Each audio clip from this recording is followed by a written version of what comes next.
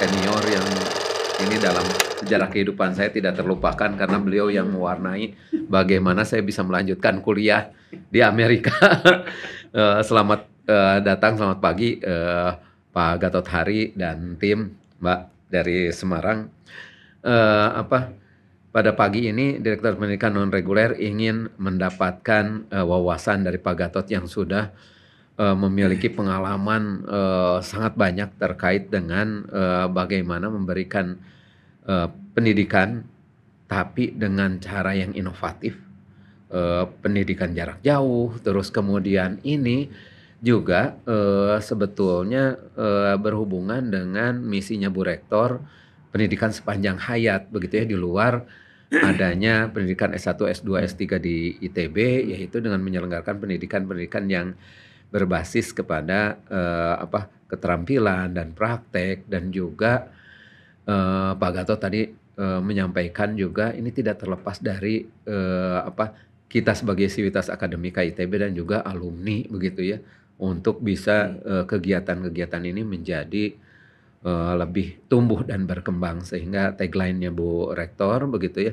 memberikan makna kepada lingkungan sekitar begitu ya, locally relevan dan globally respected, bisa terlaksana. Mungkin saya serahkan ke Pak Gatot mulai dari mana dulu begitu, karena beliau kan senior di FTTM di teknik pertambangan. Silakan aja Pak, bebas kita ngobrol. Terima kasih. Terima kasih Pak Irwan. Selamat pagi buat semuanya. Saya senang kembali back to kampus Pak. Walaupun udah pensiun tapi masih aktif membantu di dalam pendidikan jarak jauh, terutama yang menyangkut IT, kaitannya dengan teknopreneur, kaitannya juga dengan storytelling. Karena yang akan datang itu kita mau nggak mau harus tahu tentang keuangan. Nah, ya ini yang kami belajar terus tentang keuangan, karena dimanapun kita bergerak itu urusannya keuangan salah satunya. Untuk belajar juga pendidikan jarak jauh yang kita kembangkan itu salah satunya ada satu aspek keuangan, keberanian berkomunikasi melalui storytelling, karena kita ingin masuk ke Asia Tenggara, dan kemudian juga kaitannya dengan ilmu yang terkini itu. Nah, dalam perjalanannya saya sekarang aktif di PENS, Politeknik Elektronika Negeri Surabaya, sebagai partnernya, di mana saya dalam tim Siamu Kitab and Science yang mengembangkan STEM. Itu kita masuk ke sana, masuk program D3 IT PJJ, izin pemerintahnya PJJ, dan kami sudah 4 tahun Pak untuk bersinergi. Mahasiswa pertama kami juga ada yang dari Jepang. Kuliah dari sana, dan saya ajar juga tentang data science. Saya ngajar di data science maupun teknopreneur. Ada 8, kemudian juga dari seluruh Indonesia itu yang dominan Kalimantan Utara, Jawa Timur, Jawa Tengah, Jawa Barat. Jadi memang betul long life learning itu bagian yang terus kita kembangkan. Saya dukung programnya Bu Rektor, karena memang mau nggak mau, suka nggak suka, kita harus belajar terus Pak. Saya masih belajar terus. Belajar di mana? Ya, contohnya saya belajar dari Anifa. Anifa ini anak SMK yang kita rekrut kemudian masuk dalam yayasan kami. Ya, saya punya yayasan Gema. Tahu nggak Gema itu artinya? Gatot Eni Mutari.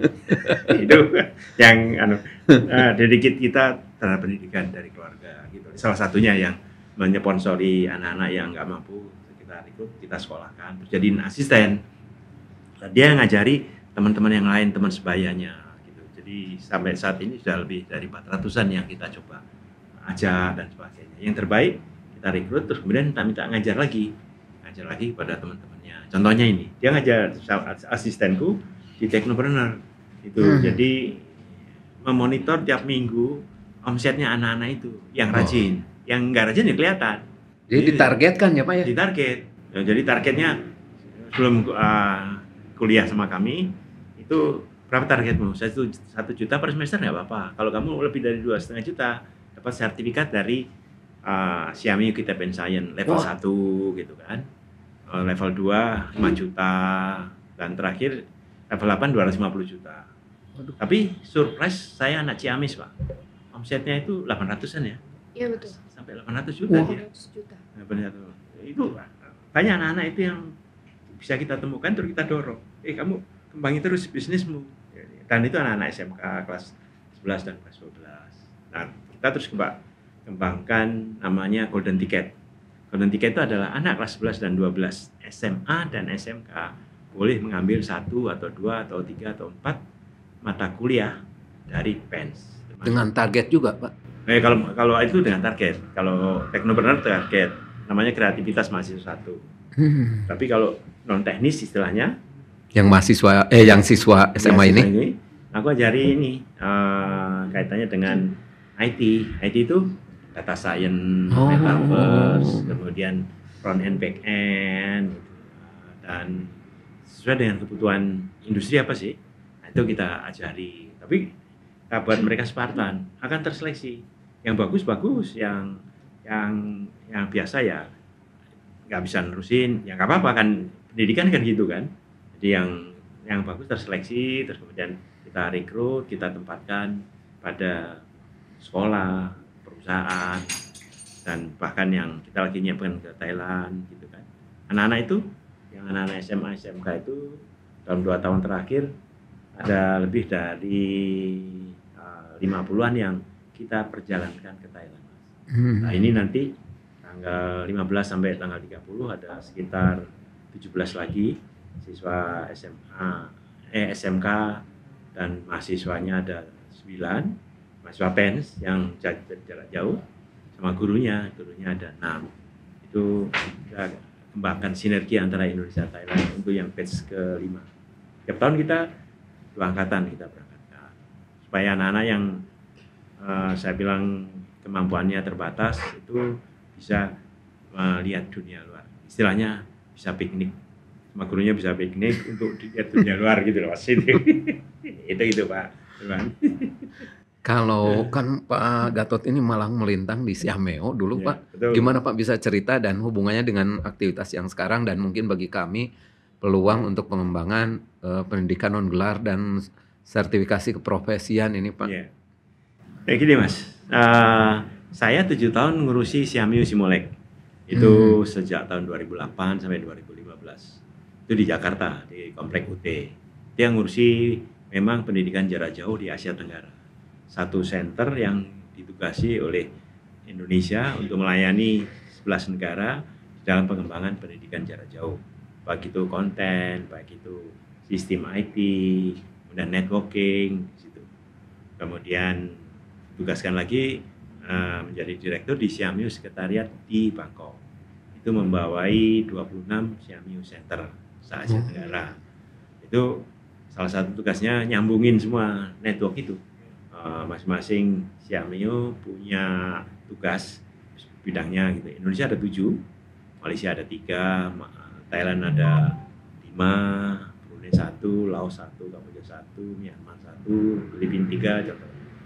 Itu harus melayani Asia Tenggara di bidang pendidikan karena itu lembaga yang disepakati oleh Menteri Pendidikan tahun 65 di Siameo itu untuk melayani. Nah untuk ITB sekarang itu udah cair, mobilitas itu cair, apalagi dengan adanya MBKM. Kami termasuk mengembangkan MBKM yang mandiri. Kalau MBKM yang oleh negara itu kan kapasitasnya terbatas antara 3.000 sampai 5.000 per tahun. Padahal mahasiswa kita kan cukup banyak.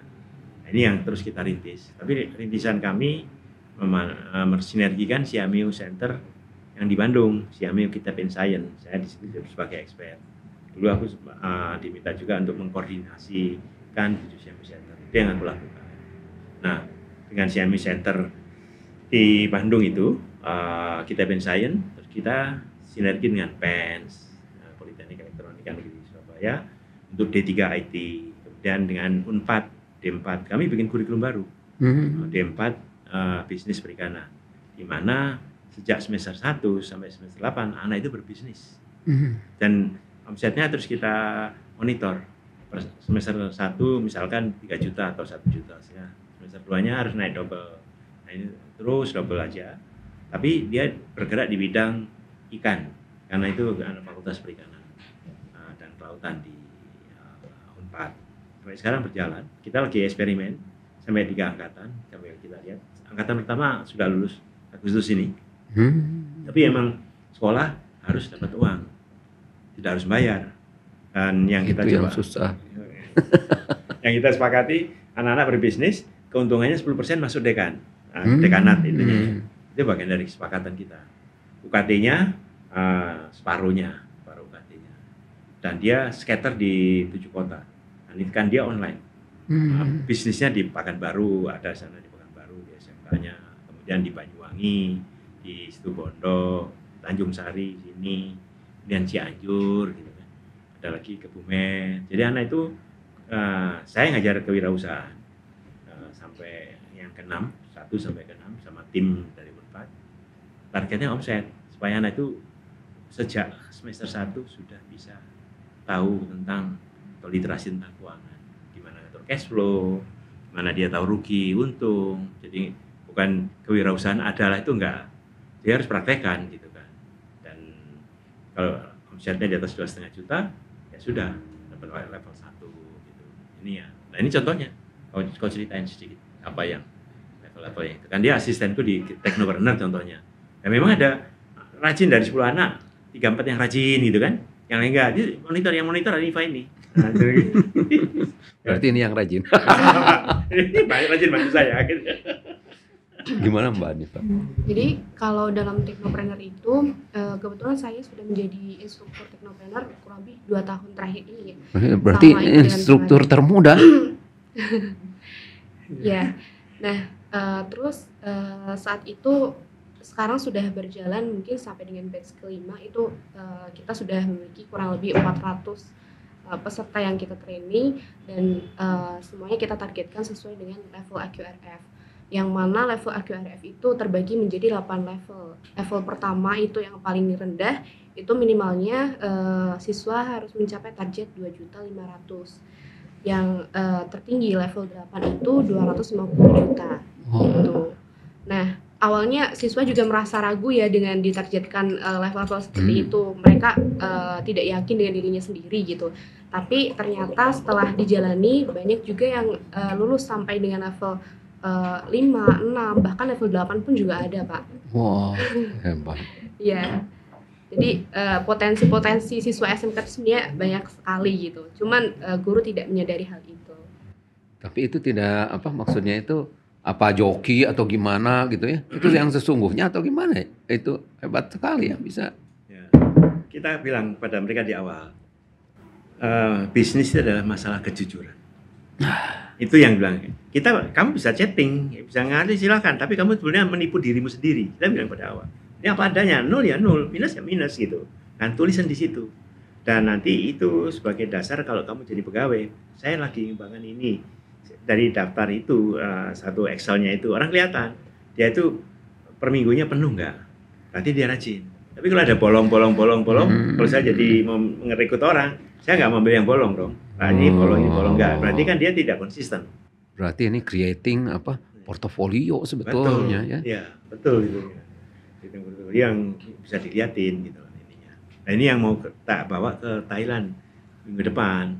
Nah, aku diminta sama Kementerian Thailand, saya ingin belajar gimana kamu menciptakan entrepreneur di masa kuliah, masa sekolah gitu kan. Anak-anak sekarang ada 17 lagi kita samakan persepsinya di Padepokan Syami aku di sini, Kebun Bibit. Gimana bisnis setiap hari lapor dan sebagainya online. Tak suruh cerita rupiah pertamamu gimana? Tulis 1 halaman, kumpulin, jual. Hari ini jam 8 ini suruh jual. Kemarin suruh nulis kan, dicariin buku digital terus kemudian dijual kemanapun juga. Tiap hari laporan di dalam Excel-nya. Laku berapa aja, itu yang nanti ditularkan kepada anak-anak Thailand. Ini salah satu cara untuk mendapatkan uang selama sekolah. Ini pola ini memang kita kembali. Ada juga yang nggak bisa Pak, malu. Nah, saya harus bongkar. Kalau ikut saya ada 3 hal. Nggak boleh malu, nggak boleh malas, nggak boleh cengeng. Nggak boleh malu bertanya, nggak boleh malu menawarkan barang, atau meyakinkan orang, nggak boleh malas melakukan sesuatu. Besok atau enggak, jangan, harus rajin. Cengeng itu ngeluh sebentar-bentar ngeluh, enggak ada. Ikut saya enggak boleh ngeluh. Ada masalah adalah untuk diselesaikan. Sempurna pasti enggak. Tapi ada satu langkah lebih bagus pada enggak. Ya filosofinya kayak air aja, Pak. Kan saya urusan air. Oh, geologinya air. Itu Seperti Pak Irwan. Seniornya Pak Irwan. Mentok ngalir cari yang dulu. itu aja. Dan kita harus berselancar di atas gelombang. Itu aja aku selalu bilang pada anak-anak, sama kunci Inggris pakai like gitu. Hadapi klien marah ya dengerin, nggak usah dimarahin lagi. Kalau dia minta kecil dikasih kecil, kalau besar dikasih besar. Tapi do your best like gitu aja. Karena orang dilihat dari track recordnya dan kepercayaan gitu. Itu yang tak tanamkan di kewirausahaan atau teknopreneur itu. Dan harus buat laporan. Bukan untuk saya, untuk kamu gitu kan. Ya, membiasakan ya. Yang membiasakan. Nah, dan itu yang masuk tim kita atau yang masuk sekolah kita itu salah satu peningkatan attitude. Terus jadi, tapi masih tetap ada kesempatan waktu untuk main atau jadi habis untuk ini, atau ini dianggap belajar sambil bermain begitu ya, atau untuk masa muda seperti ini, Mbak Hanifah, gimana itu ceritanya? Masih ada waktu untuk bermain cukup? Iya. Pasti ada sih Pak. Karena kebanyakan dari siswa juga mereka memilih produk yang sesuai dengan hobinya ya. Sekarang anak-anak itu jualannya tidak terpaku dengan misalkan baju ataupun makanan atau apapun itu. Bahkan mereka yang hobi main game itu mereka jualan jasa juga gitu. Apa itu? Jasa Biasanya untuk naikkan level Pak. Oh, jual senjata apa? Iya. Iya. Jual level atau jual ini dari senjata atau level atau baju perang gitu. Iya. Seperti itu. Oh, pantesan saya pernah dengar tuh di himpunan, Bar. Anak muda itu. Iya. Yang lainnya apa tuh? Variasi yang lain tuh yang lain tidak terbayangkan. Ada juga Pak anak SMK jualan spare part motor gitu. Karena emang dia udah hobi untuk modifikasi motor-motornya. Jadi kan dia lebih tahu ya spesifikasi yang menurut dia kualitasnya bagus seperti apa. Dia tawarkan ke teman-teman, ke gurunya, ke saudaranya dan lain-lain. Itu juga banyak. Bikin sendiri atau dia punya dapat dari mana? Biasanya gitu? dia udah punya suppliernya sendiri Pak. Nah itu mungkin rahasianya di situ Iya. ya. Resellernya itu. Resellernya ya. Ya. Terus kamu bisa main nggak kamu? Ya. Jangan mengorbankan waktu mainnya. Kalau saya suka sih Pak sharing dengan anak-anak ya, karena saya kan menganggapnya kita berbagi ya, saling berbagi gitu. Ketika saya mengajar bukan berarti saya yang lebih paham atau lebih mengerti, tapi kita sama-sama sharing gitu. Dan mereka belajar dengan saya juga merasanya lebih enjoy karena saya teknik mengajarnya juga lebih antara ke teman dengan teman gitu sih Pak. Iya, menarik juga ya. Iya, Dan kan? ini juga Pak, kalau saya lihat yang next generation begitu, dan lintas ada orang Semarangnya, orang Jawa Baratnya, orang luar Jawa gitu ya. Iya. Di Bulungan, ada yang dari Bulungan. Kalau lihat keberhasilan, apakah kalau saya kan dari perencanaan kota gitu, Iya.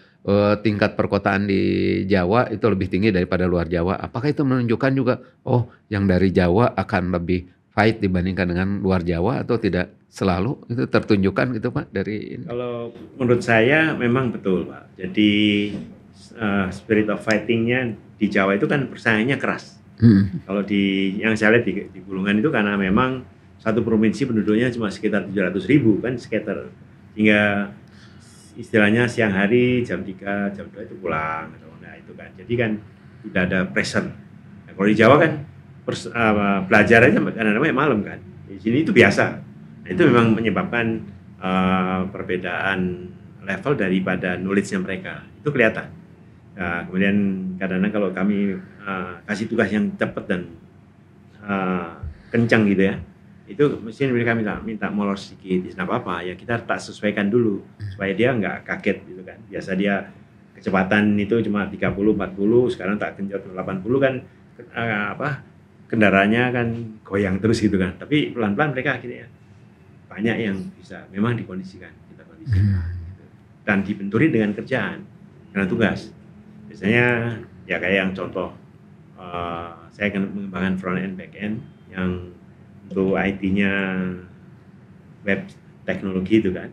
Biasanya itu diajarkan 3 tahun. Ini saya fresh 6 bulan sampai 1 tahun.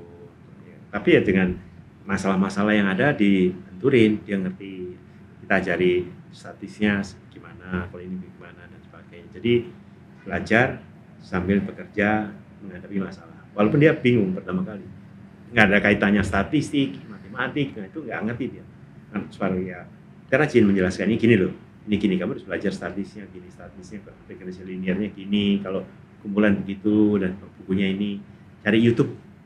Karena aku bilang cari YouTube, nah, itu cepat bedanya. Oh gitu.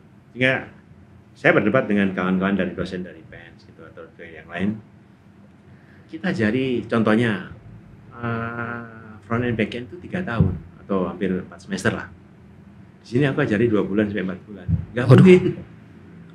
Mungkin dan aku buktiin. Ya nggak pasti sempurna nggak, tapi Bahana itu bisa buat yang sederhana tinggal dikembangin gitu.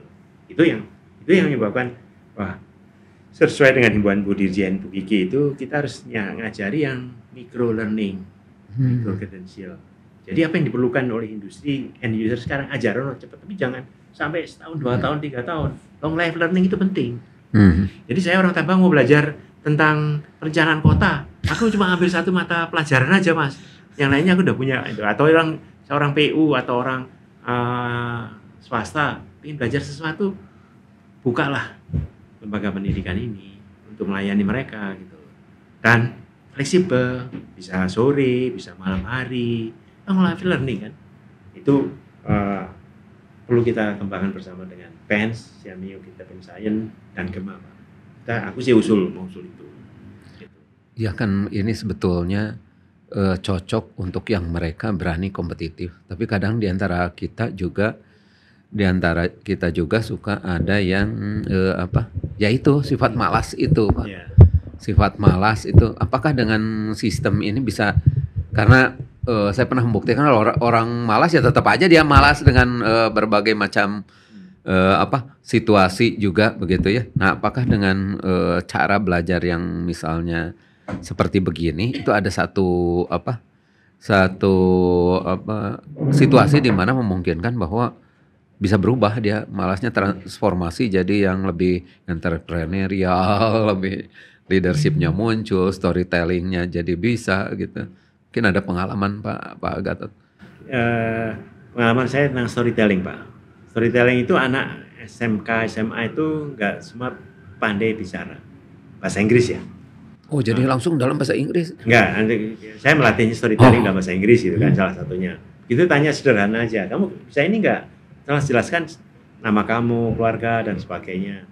Nah itu kemudian saya rubah gitu. Dengan mereka harus menghafalkan 10 pertanyaan dan jawaban yang terus diulang-ulang selama, saya minta mereka per hari ngulangnya 25 kali Pak, 20 sampai 25 kali gitu kan, supaya masuk di kepalanya. Itu salah satu yang coba kita terapkan, dan anak-anaknya alhamdulillah 50-70% yang ikut aturanku dia tak kirim ke Thailand ngajar di sana Pak. Nah ini contohnya nih yang kedua, aku udah sekarang akan berangkatkan 8 orang lagi untuk di sana itu ngajar semester 2, semester 4 di PENS, yang bahasa Inggrisnya saya poles dengan storytelling. Jadi dia harus mengajarkan tentang metaverse, yang mengajarkan tentang technopreneur dalam bahasa Inggris pada orang Thailand. Gitu. Satu lagi yang terbaik menurut aku, ada juga yang kita ajak ke Filipina, ya cerita sama 49 perguruan tinggi. Jadi dia masih semester 3 di PENS itu, karena bahasa Inggris bagus, data science-nya bagus, metaverse bagus, aja. Saya biasa kan ada workshop 2 hari, kalau saya ceritanya kan paling sejam 2 jam. Kalau dia bisa 4-5 jam jelaskan detail metaverse pada 35 dosen. Perguruan tinggi di Thailand, di Filipina, sama 14 dosen Indonesia yang ke sana. Ada acara itu. Karena masalah bahasa dan teknologi yang terbaru, Pak. Itu yang tak ajarkan mereka. Nah, orang Filipina undang kami karena tolong ajari kita metaverse, ya sudah diongkosi terbanglah kita. Kayak sekarang ini ke Thailand, udah 5 angkatan mereka minta sharing tentang metaverse bersama kita. Itu salah satu cara kita. Nah, gagal sih ada beberapa sih, 10-20% itu gagal. Saya mikirnya gini, kalau saya ngajari 10 orang, berhasil 2-3. Tapi kalau saya ngajari 100, dengan ongkos waktu yang sama, saya berhasil 20-30. Pak. Makanya online itu kan sebanyak mungkin. Kayak kita ngajar itu hampir 180 untuk kewirausahaan. Nah, entrepreneur. Hasilnya instrukturnya dia, saya punya hampir 10 instruktur muda kayak dia. Dia menang di lomba internasional, kamu jadi instrukturku ya. Jadi udah instruktur aja. Dia kita ajari, kemudian dia yang terbaik, mau nggak jadi instrukturku? Udah jadi instruktur yang di PENS itu, untuk ngajari teman sebaya tadi. Ya, kalau saya ngajar kan semua diem aja gitu kan, nggak berani nanya. Kalau dia yang ngajar, nanya banyak. Karena teman sebaya itu kan. Lebih repot. Pertanyaannya teknis lagi ya, nggak berani ke Pak Gatot yang teknis. Tapi yang tadi yang menarik, sisa yang tadi yang yang bukan championnya, apakah pada akhirnya mereka juga bisa dengan cara lain jadi champion juga gitu Pak? Saya melihatnya mereka passionnya nggak di situ. Oh, jadi itu juga bisa menunjukkan career path sebetulnya dengan cara ini tuh ya. Kita bilang, kamu mau kemana? Yuk kita bukain jalannya, pintu kita bukain. Kalau kamu nggak cocok, ya kamu berarti tempat lain, tak gitu. Bukan gagal, tapi passion kamu di tempat lain, kamu coba gali yang lain. Karena begitu masuk di sistemku, kalau aku ngajari tertulisnya 2 jam, dia itu harus belajar 10 jam, Pak. Di luar yang 2 jam itu, dengan PR, dengan diskusi, dengan debat, masukin di YouTube. Aku cuma monitor aja, ini bahasa Inggrisnya bagus nggak nih? Bahasa Inggrisnya bagus nggak? Maksudnya berani. Atau dia debat antar kelompok kan online bisa kan pakai Zoom itu. Tak fasilitasi Zoom-nya. Sampai 10 breakout room itu tak fasilitasi. Itu nanti kelihatan anak yang baca. Oke nggak baca. Besok berikutnya jangan baca ya, tak gitu aja. Kelihatan. Kelihatan ya. Itunya. Jadi kalau kami di sini di Direktorat Pendidikan Non Reguler ingin berkolaborasi, kira-kira apa yang memungkinkan aksi yang bisa dilakukan Pak Gatot supaya ini? Jadi gini Mas, kami saat ini bersama PENS Siami itu mempunyai kuota 30 SKS. 30 dari 108 SKS D3. Di situ kita masuk. Jadi tim kita yang ngajar, instrukturnya kita yang ngajar, ilmu yang tak ambil macam-macam sesuai dengan keperluannya. Nah kalau dengan non reguler ya Mas, Direktorat. Harapan kita, mulailah kita dengan 1-2 mata kuliah atau kompetensi aja. Itu masuk dalam sistem ini. Nah, kita mulai Agustus ini karena kita mulai batch ke-6 itu Agustus misalkan gitu kan. Kita lihat, jadi ada 2 level. Jadi yang anak-anak yang udah masuk dalam sistem, yang udah terdaftar sebagai mahasiswa, atau anak yang dalam golden ticket, anak kelas 11-12. Kita nyasar itu sekarang banyak anak kelas 11-12, mencari talenta yang bagus. Kemudian kalau dia bagus masuk PENS, kamu tak tarik sini ya, tempatkan sini, tapi harus kuliah, gitu. Harus kuliah. Tapi udah tak ajari sesuai dengan keperluan industrinya, yang kita punya loh ya. Nah kalau kita bisa kembangkan itu, mimpiku cuma satu Pak. Dengan non reguler ini sinergi dengan PENS, dengan CMU kita PENS Science dan Kema, bisa nggak kita menyiapkan 10.000 anak-anak online itu nggak ada gedung, hanya penyebaran terus kemudian kita monitor bersama-sama gitu dalam 3 tahun gitu kan. Legasinya Bu Rektor kan, ya kita declare aja kerjasama kalau perlu ya FOC lah, Operation. Kita mulai Agustus bagi mereka yang mau belajar mata pelajaran yang pendek-pendek, yang 2 bulanan atau yang 1 semester 4 bulan dalam program Golden Ticket, sinergi antara non reguler ITB sama PJJ-nya PENS Jawa Barat. Saya jadi koordinator PJJ PENS Jawa Barat. Kalau dia itu udah nanti ya sama kepala PJJ-nya PENS gitu. Ini sepakatan aja yuk kita nyoba gitu. Kalau yang PR4-nya si direkturnya pengennya 50.000. Ya karena kebutuhan kita itu banyak pelayanannya, tapi yang terjangkau. Kenapa kalau dengan sistem ini orang nggak perlu indekos, dia bisa bekerja uang UKT-nya terjangkau, itunya. Ya UKT-nya separuh daripada normal. Ya, itu yang sekarang itu, sehingga peluang anak-anak itu bisa berkembang. Dan mimpinya Pak, kalau kita punya 500 kabupaten, ada rasa ITB di 500 kabupaten. Alumninya berbagi terhadap lingkungannya lah, minimal masuk dalam sinergi ini. Nolong 1-2 orang aja di sekitarnya dia untuk ngambil 1-2 mata kuliah atau kompetens untuk meningkatkan level dia gitu kan, educate to elevate itu kan untuk dari Kemang. Itu sih usul aja. Tadi yang berhubungan dengan alumni itu apalagi Pak? Ya. Pak Gatot. Alumni, saya lihat alumni back to campus Pak. Satu, back to campus itu tidak harus fisik, tapi online. Wah. Ya kan? Jadi online, jadi kan long life learning. Jadi yang orang yang udah di sistem atau yang pensiun, saya tuh mengimpikan kayak di Thailand itu sekolah untuk senior, untuk orang pensiun. Silver economy. Ya itu loh. Tapi harus kita buktiin dan kita fasilitasi dengan cepat dan murah, terjangkau. Kalau memang 100.000, 200.000 per course ya sudah per semester gitu. Itu yang kita lakukan. Kalau course di yang golden ticket itu ya 200.000 per course, 16 kali pertemuan, coaching dan sebagainya. Rontok ya biasa aja, kuliah ya rontok biasa. Tapi kan dia punya kesempatan ketemu orang online, atau di kotanya banyak yang belajar, bisa belajar bareng-bareng. Oh ini toh, gak tergantung umur, itulah. Jadi ITB sebagai penggerak masyarakat salah satu gitu. Kan dari 500 kabupaten kalau ada yang ditolong oleh alumni ITB dimanapun juga kan, alhamdulillah. Betul. Itu hanya usulan aja, gitu kan. Aku siap bantu Pak sebagai alumni. Wah, hebat. Pensiunan dosen. Nah sekarang range Pak, apa? Bukan range harga, range apa? Range keilmuan apa kira-kira yang cocok untuk, meskipun tadi sudah disinggung dan beberapa dibahas begitu ya. Apa saja yang mungkin laku cocok untuk anak-anak muda atau tadi silver economy, karena saya pernah juga disuruh menulis itu silver economy karena nasional gitu ya, membuat target untuk provinsi, coba buatkan tulisan, saya nyoba nulis itu juga gitu ya, yang di daerah sebetulnya masih mengira-ngira terkait dengan pemenuhan dari target silver economy ini, karena yang buat startup bukan hanya anak muda tapi orang tua yang dulu cita-citanya tidak tercapai ingin dilaksanakan pada masa sekarang. Nah mungkin Pak Gatot ada gagasan ini.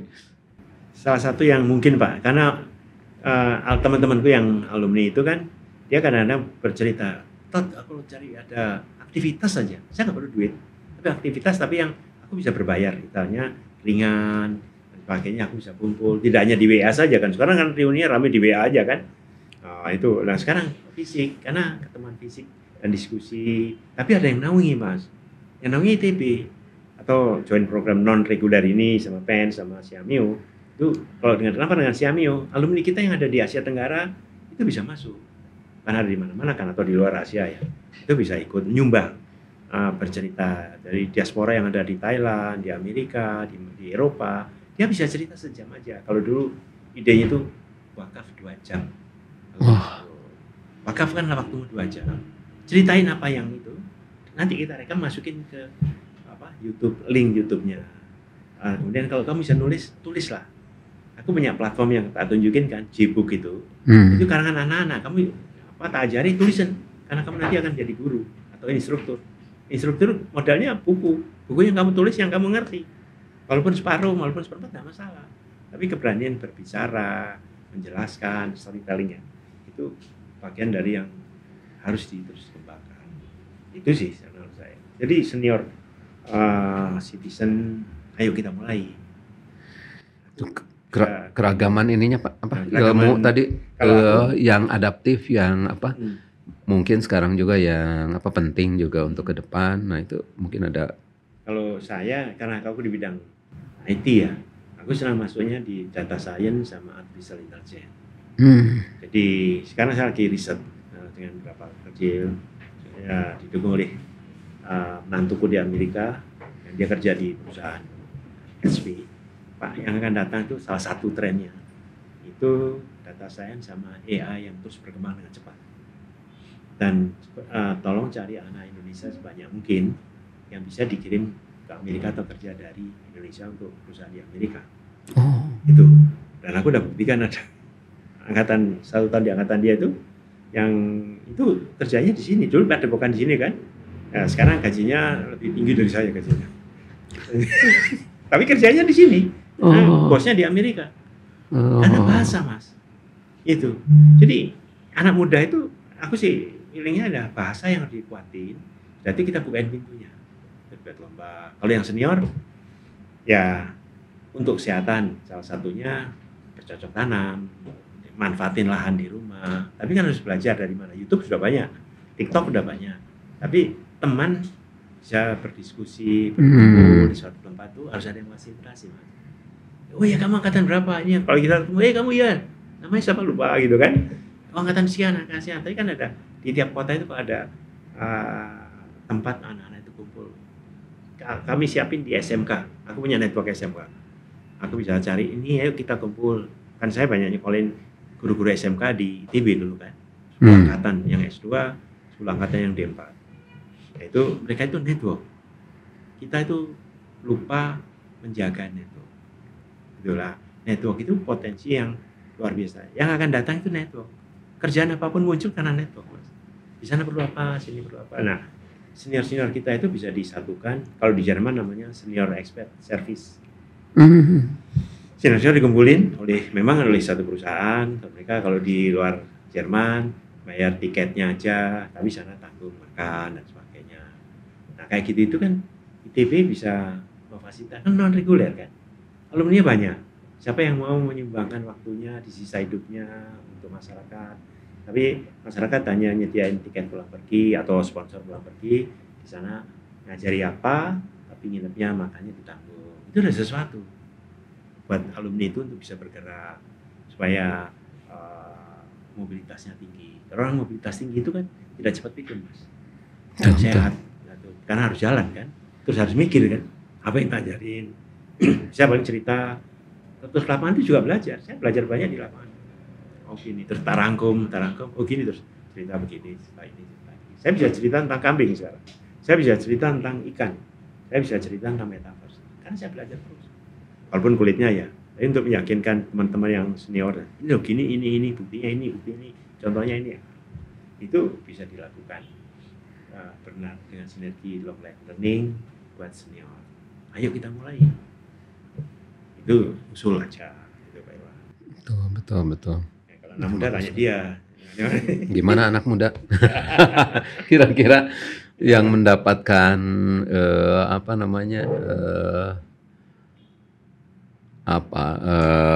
ilmu yang sangat bermanfaat, mungkin bidang apa saja yang terus kemudian mereka merasa, apakah tadi seperti kata Pak Gatot itu ya, data analitik begitu ya, metaverse itu, atau ada sesuatu yang lain yang karena kalau saya melihat kan anak-anak muda cenderung kerja sendiri gitu ya, unpredictable, terus kemudian ansos gitu ya. Apa ini tidak PJJ itu kalau ada yang bilang oh ini asosiasinya dengan ansos, apa benar? Gimana Mbak Anifa?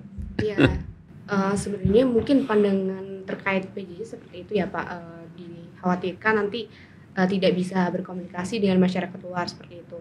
Tapi menurut saya sendiri, ketika sama ini saya berada di lingkup PJJ, justru itu tidak membatasi saya untuk aktif gitu. Karena kita di PJJ itu kita tetap koordinasi.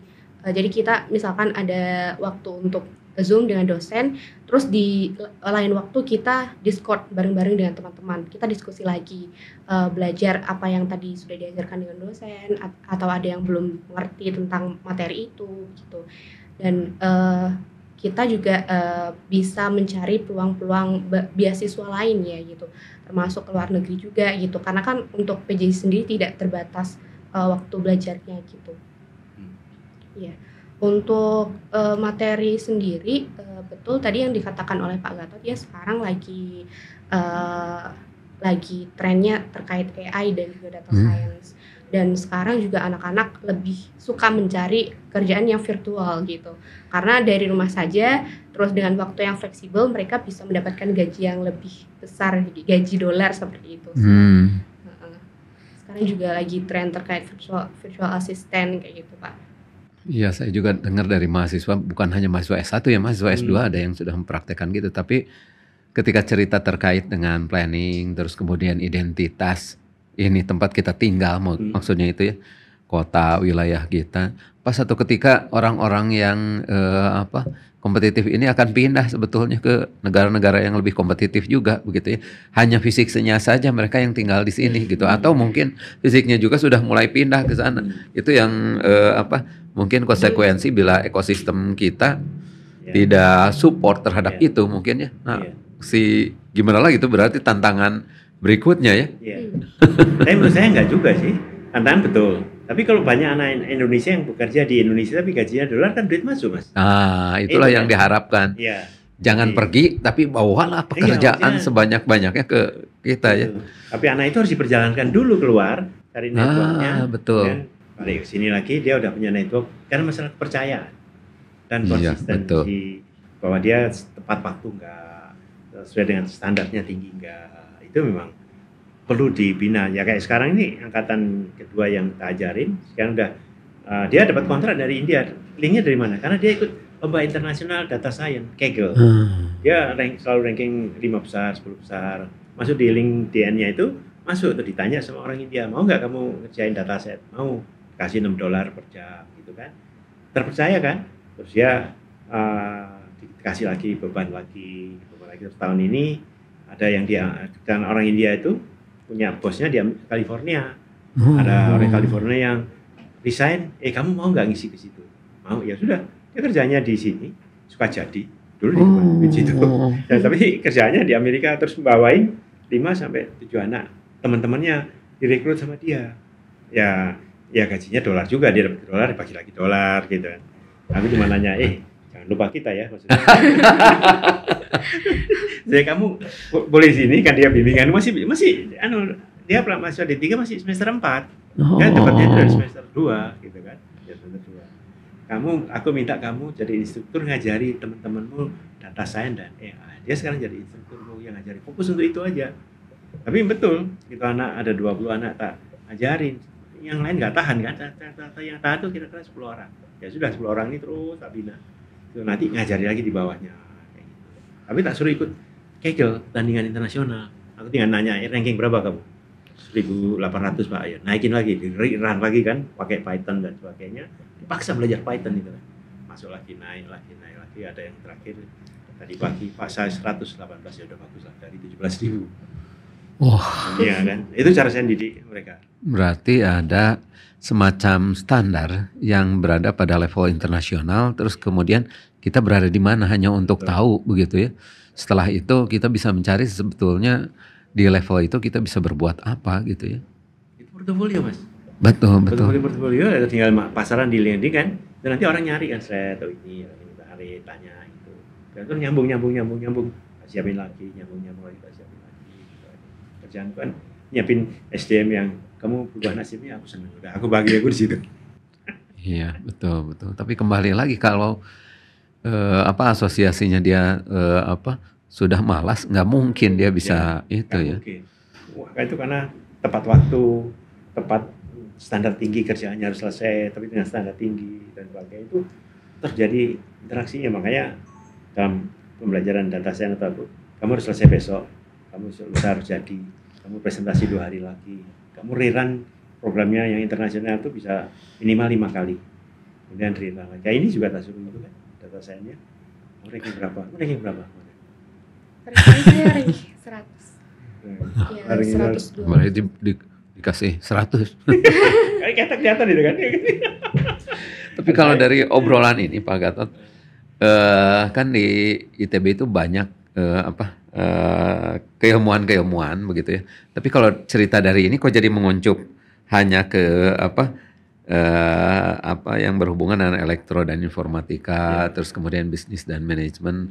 Nah, bagaimana dengan yang lainnya? Apakah tidak mungkin dibeginikan atau semuanya harus jadi support system elektroinformatika dan bisnis manajemen itu, atau gimana itu ya? Ya, kalau dari yang aku gelutin, karena aku sekarang jadi konsultan pendidikan pertambangan, Pak. Dunia pertambangan. Yang sekarang juga trennya bagus itu adalah kakao. Gimana kita bikin kurikulum kakao dari SMK sampai D3-nya ya, tapi yang kaitannya dengan kakao dan keuangan. Jadi anak SMK yang jurusan perkebunan kakao, dia harus masuk kelas 10 itu, kita bawain 10 bibit kakao yang harus tanam dimanapun juga.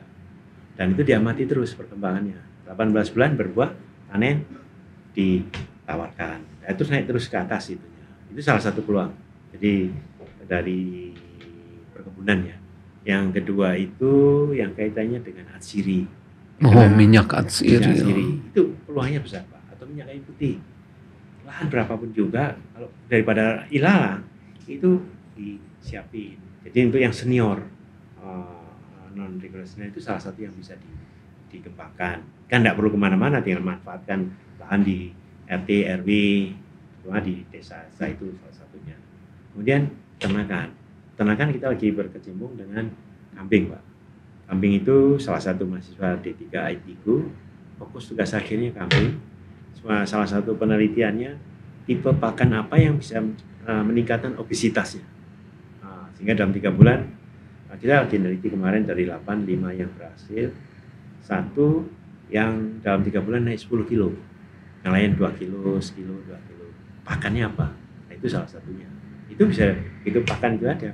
Jadi yang orang-orang yang jurusan apa tapi ingin punya hobi di rumah menghasilkan uang, itu salah satu contoh aja. Kakao, kambing, ikan, itu yang lagi kita geluti. Tapi dengan IT-nya masuk. Gitu kan. Kemudian kesehatan di puskesmas salah satu di Kabupaten Bulungan ada 12, mereka perlu orang yang ngerti tentang sistem keuangan, kemudian IT dan sebagainya. Itu contohnya yang aku disuruh dengan kepala dinasnya, Pak, saya perlu orang itu karena sistem keuangan negara kan berubah terus, makin sangkila, orang di lapangan kurang. Sehingga anak yang MBKM, saya kemarin monitor 65 anak MBKM dari 8 universitas di Bulungan. Itu kita sarankan, arahkan orang-orang itu belajar keuangan negara, tempatkan di situ. Di 12 puskesmas itu dengan harapan dia akan dapat lapangan kerja di situ. Karena ilmunya terbaru. Kan dia 3 semester kan bebas kan. Nah, bebas itu menyesuaikan dengan apa keperluan industri itu. Nempel pertama tukang sapu atau tukang ketik, tapi dia harus belajar. Masalahnya apa, belajar, terus kemudian membantu, akhirnya menjadi orang yang dipercaya dan menjadi intinya, arahnya ke situ. Jadi tiap segmen masih ada, Pak, di perdesaan, di BUMDes itu banyak desa tapi sedikit kurang orang yang tahu bagaimana musyawarah desa, kemudian ada buat ADART, menentukan ini. Betul. Nah, kita bisa masuk di sana, anak muda itu bisa, itu yang kita kembangkan di Bulungan. Jurusannya memang IT, kita diajari masalah keuangan. Saya masuk ke BUMDes, supaya dia menggerakkan ekonomi melalui BUMDes itu. Terus keuangannya dimonitor, kemudian memberdayakan masyarakat. Yang itu Desa Apung yang kita eksplorasi itu ada 700 kakak. Ada 9 mahasiswa kita di sana dari Brawijaya, dari Biksi Ganesha, dari Unpad, dari PENS gitu kan. Terus kemudian BUMDesnya jadi, mereka ikut jadi bagian keuangan. Waktu kami diskusi, Mas, cari potensi yang ada di sini yang bisa dijual. Rumah-rumah itu silakan dikembangin. Dan mereka mengembangkan forum jualan di Apung. Saya punya terong 2 biji, tak masukin di WA. Siapa yang mau terong saya? Saya mau punya ikan 3 kilo, siapa yang mau? Itu terjadi perputaran uang. Yang orang bilang perputaran harus dipikirkan, nah itu sistem itu yang dikembangkan oleh BUMDes salah satunya. Potensi luar biasa, 80.000 desa, Mas. Kapan kerja itu? Kalau mau turun ke bawah, banyak. Nah, kadang-kadang kan kita mindsetnya harus di kota, harus ini. Tapi menurut saya pendidikan yang akan datang itu, menurut saya loh ya, di kampus itu setahun aja. Setahun itu udah dasar kan, yang lainnya masuk ke dimanapun dia berada. Kalau ukurnya, kamu dapat uang. karena skill kamu. Itu yang kita coba kembangkan. Kalau PJJ kan memang 3 tahun di lapangan, tapi online terus kan. Tapi yang kampus-kampusnya itu jadi satu alternatif aja. Gitu. Ya udah, karena lapangan menurut saya ya banyak sekali, tapi jangan tanya minta gaji, jangan. Saya harus gajinya 2-3 kali UMR, jangan. Apa yang ada di situ kembangkan, tapi masuk dalam bentuk kampus kan. Dia bagian dari tugas kuliahnya, tapi di situ dia diajari passionnya dia di situ enggak. Kalau passion dia menemukan uratnya, dia ketemu networknya, dia akan tinggal di sini sebagai leader karena pendidikannya dia. Itu yang pendidikan yang akan datang. Makanya Pak Nadiem sudah 3 semester MBKM itu aku dukung berat, Mas. Karena orang yang salah jurusan atau enggak passionnya di situ, walaupun dia dapat gelar sarjana, tapi ternyata berat lain itu mungkin kan kenapa setelah lulus, kenapa nggak belum lulus? Nah, makanya sekarang dikasih kesempatan kan. Tapi kan teman-teman kita dosen, ya saya dosen itu nggak legowo karena kok di 3 semester kasih orang lain. Ya, kita harus legowo kan sekarang. Betul. Tapi tadi poin yang tadi bagus itu apa? Jadi pada kenyataannya in the real ininya begitu ya. Work anywhere, bukan work from anywhere. Jadi work anywhere, mau di desa, di kota, dan ini mungkin bisa mengurangi kesenjangan begitu ya, gap Gini indeks antara perkotaan dan perdesaan mungkin bisa jadi ini ya. Kalau lebih lagi Mas, dengan ini usulan aja ya, mikir aja sinergi antara PENS dan networknya dengan aturannya, sinergi dengan non reguler. Kan kita punya 80.000 desa. Berapa yang bisa kita cover dengan sistem itu? Itu tantangan kita bersama. Makanya ITB ada di mana-mana, PENS ada di mana-mana, Unpad ada di mana-mana. Itu salah satu work everywhere. Tapi ada yang memayungi, yang tempat bertanya dan sebagainya. Itu fungsi alumni kan diberdayakan, yang senior diberdayakan. Back to kampus, tapi kampusnya di Banyuwangi. ITB tapi di Banyuwangi ya ada SMK bisa dipakai gitu, atau di Merauke. Aku punya mahasiswa di Merauke, Mas. Wah. Yang PJJ angkatan sekarang ini daftar di apa itu, salah satu desa. Mereka masih 2 jam lagi ke atas. Asal ada internet. Ya, nah itu salah satu requirement-nya untuk mendorong network itu ya, berarti ya. Ya, apalagi sekarang kan banyak peluang kan. Apalagi macam-macam kan. Aku eksperimen terus. Waktu itu cerita Starlink ya, Pak Gatot. Aku udah pasang, Mas. Udah pasang.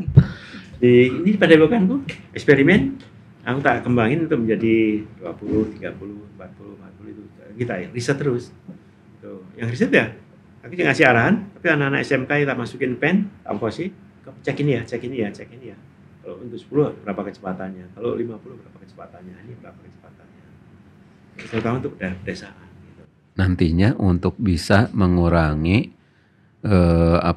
gap digital divide mungkin ya. Betul. Tapi dengan program. Dengan program. Iya, dengan program. Dan ada yang tanggung jawab. Menurut aku ya PENS, ya ITB, ya Unpad, ya IPB, siapapun juga bersatu untuk bangsa. Nah, itu andilnya apa, dan ada KPI-nya yang nanti bisa dilaporkan ke IPB, ke PENS atau ke IPB atau Unpad, gitu kan, sesuai dengan bidang yang mereka itu kan. Kerja dimanapun juga di desa. Jangan tanya gaji, tapi apa yang bisa kita lakukan dan berbuat untuk desa itu dengan network dan pengalaman, pengetahuannya nggak sempurna sih, tapi duit gitu Pak. Betul. Dari tadi karena ini pendidikan berkelanjutan dan juga cerita terkait dengan lifelong learning atau pendidikan sepanjang hayat, dari pengalaman Pak Gatot itu tertunjukkan bahwa sebetulnya banyak aktivitas yang bisa dilakukan untuk menumbuhkan, mengembangkan pendidikan non reguler begitu ya. Dan ini kalau ITB bisa mengambil kesempatan itu, ini suatu langkah yang baik ya. Mungkin ada kata-kata penutup dari Pak Gatot terkait dengan misalnya kita harus lebih kompetitif, kita harus lebih bisa berkolaborasi, sementara kita tahu sendiri kan kondisi seperti apa sekarang, dan yang lebih menantang lagi bagaimana memberikan semangat, mengencourage siswa atau peserta ajar yang malas supaya jadi bersemangat dengan pasti ada wortel dan ininya begitu ya untuk dikejarnya. Nah, itu mungkin ada sesuatu yang diharapkan oleh pihak kampus dan juga orang tua peserta didik begitu ya, mahasiswa itu. Ya, kalau menurut kami pribadi untuk ITB usulku mari kita mulai. Mulai aja dari apapun juga ya. Sempurna pasti enggak, tapi harus mulai. Nah, karena dengan mulai itu melangkah itu ada langsung bisa kita evaluasi, oh kurang ini tambah ini berikutnya lagi gitu kan. Harus mulai aja. Jadi long life learning di mana ITB bisa, di mana saya bisa lihat ITB menawarkan apa long life learning atau ITB sinergi dengan siapa menawarkan long life learning. Itu mulai aja Mas Agus. Terbuka dan disiarkan terus-terusan dan manfaatkan network ITB, alumni ITB. Yang kedua, kolaborasi dalam arti kata gini, mungkin nggak mahasiswa ITB melalui non reguler itu bisa ke Thailand atau ke Jepang, itu yang masuk ke ini pengembangan kita. Iya. Saya bisa memberikan peluang kepada PENS sampai sekarang masih 2 minggu, 1 bulan, 1 semester. Kalau anak-anak ITB mau pakai jalurku silakan, itu aja melalui non reguler. Asal juga di sini setara dengan 20 SKS, tapi mandiri loh Mas. Jadi mandiri itu ya banyak orang ITB yang mampu kan. Kalau yang sekarang aku anak-anak PENS dan sebagainya itu 2 minggu sampai 1 bulan itu untuk tiket dan sebagainya sekitar 7 juta aja. Dan itu banyak yang mampu. Nah, kalau yang daftar ke Dikbud kan terbatas cuma 3.500 di se-Indonesia kan. Padahal mereka diperjalankan 1 bulan, 1 semester, tapi dalam payung pendidikan itu akan membuka mindset. Nah ini sudah berangkat ke Cina sebulan, ke Thailand udah 2 kali. Kau ceritain sedikit, minta tambahan lagi apa perubahan dia ke Cina. Aku cuma ngongkosin tiketnya aja di sana dibayarin. Nah itu peluang itu banyak. Di Cina juga gitu. Silakan datang asal bayar kos. Itu kita buka kolaborasi Mas. Itu aja. ITB harus buka kolaborasi bahwa di atas langit masih ada. Itu istilah kami di antara teman-teman itu.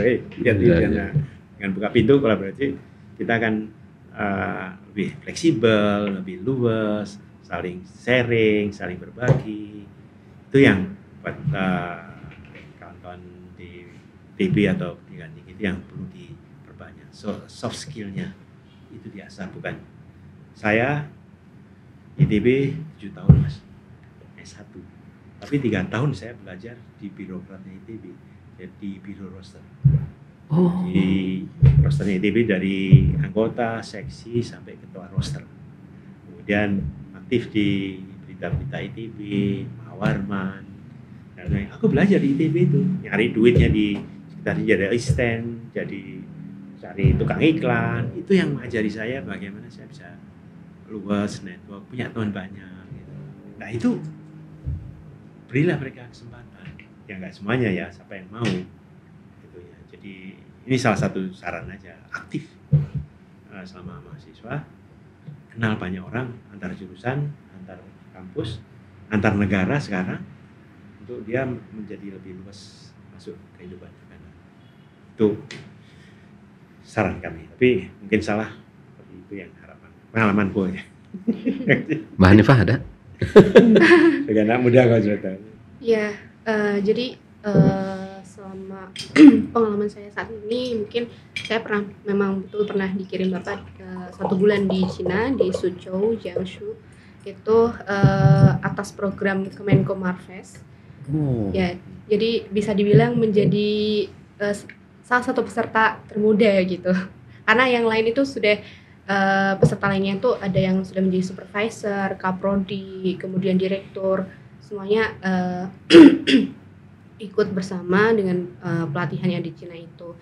Nah, untuk saya sendiri, ketika saya diberangkatkan ke sana, tentu saja membuka mindset saya, menurut saya di sana sangat berbeda dengan kami ya, di mana mereka itu kalau misalkan mengerjakan sesuatu, mereka benar-benar harus disiplin, harus tepat waktu. Jadi ketika diminta untuk berkumpul jam 7, kita benar-benar harus berkumpul jam 7. Itu benar-benar tidak ada molor sama sekali, beda dengan Indonesia begitu ya Pak. Nah, untuk teknik pembelajarannya juga mereka sudah canggih, sudah menggunakan AI translator gitu. Untuk belajarnya juga 1 bulan itu sudah diajarkan sampai deep learning. Itu sudah tahapan yang paling atas untuk yang data science ya. Jadi dari Python dasar itu sudah bisa mencapai sampai deep learning, sampai kita di sana membuat simple AI gitu. Berkelompok 3 orang membuat simple AI gitu Pak. Itu kalau di sini setara kelas berapa waktu ke sana ini Mbak Hanifah? Kelas apa? Kalau yang deep learning itu Pak? Enggak, waktu ke sana kelas berapa itu?